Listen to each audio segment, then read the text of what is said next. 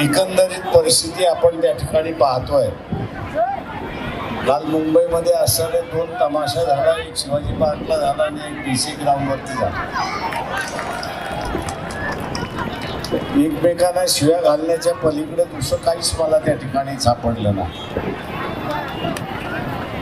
पुढच्या 5 वर्षामध्ये आम्ही काय करणार त्याचा कुठलाही कार्यक्रम नाही अशी असणारी परिस्थिती आहे. बेरोजगारी वाढते त्याच्याबद्दल काही नाही. या ठिकाणी सगळ्यात महत्त्वाचं म्हणजे पंतप्रधानाचं कार्यालय जे मानवतेचं कार्यालय असलं पाहिजे, हे मानवतेचं कार्यालय न राहता हे वसुलीचं कार्यालय राहिले हे आपण असं लक्षात घ्या. ओएसिस फर्टिलिटीच्या तज्ज्ञांनी IVF उपचार पद्धतीद्वारे 1 लाखांहून अधिक जोडप्यांना मातृत्व प्राप्तीचा आनंद दिला आहे. मोफत अपॉइंटमेंट बुक करण्यासाठी आजच संपर्क साधा. आणि या वसुलीमुळे या देशातलं 2014 ते राज्यसभेमध्ये प्रश्न विचारण्याच्या तारखेपर्यंत ते मागच्या 3 महिन्यापर्यंत या ठिकाणी 17 लाख हिंदू कुटुंब की ज्यांची मालमत्ता 50 कोटीच्या वरती आहे त्यांनी नुसता देश सोडला नाही तर त्यांनी नागरिकत्व सोडलं अशी असणारी परिस्थिती आहे.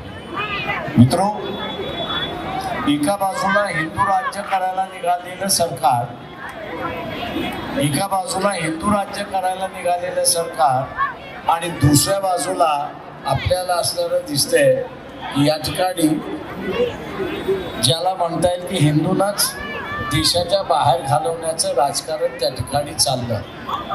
त्याच्यातले काही जण माझ्या ओळखीचे होते, म्हणून त्यांना असताना विचारलं की आपण देश सोडला हे मी समजू शकतो, पण नागरिकत्व का सोडलं? त्यांनी असं म्हटलं की नागरिकत्व सोडलं याचं कारण आम्हाला भारतीय कायद्यातून बाहेर पडायचं होतं. म्हटलं तुम्हाला भारतीय कायद्यातून का बाहेर पडायचं होतं? तर ते म्हटलं हे सरकार वसुलीचं सरकार आहे. ED वापरते, CBI वापरते, GST वापरते, इन्कम टॅक्स वापरते.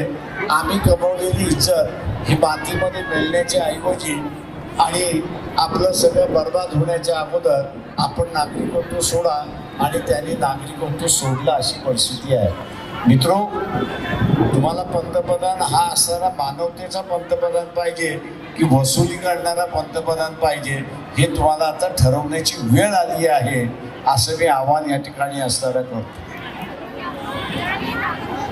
शरद पवार असेल किंवा उद्धव ठाकरे असतील, हे दोघंही इलेक्शन नंतर भारतीय जनता पक्षाबरोबर गेल्याशिवाय राहणार नाही हे आपण असणारा लक्षात घ्या. दोघांच्या चौकशा चाललेल्या आहेत आणि दोघांच्या चौकशा चालल्या असल्यामुळे यांना पर्याय राहिलेला नाही अशी परिस्थिती आहे.